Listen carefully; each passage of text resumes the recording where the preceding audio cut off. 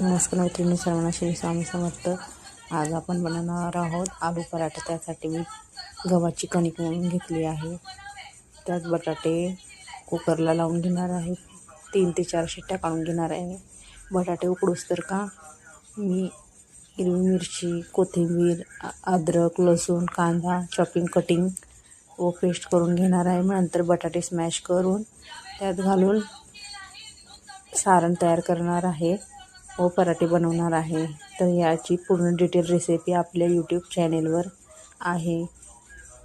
Please YouTube channel पूर्ण video बघा, like करा, शेअर करा, सबस्क्राईब करा आणि माझा शॉर्ट व्हिडिओ शेवटपर्यंत बघितल्याबद्दल धन्यवाद. सर्वांना श्री स्वामी समर्थ.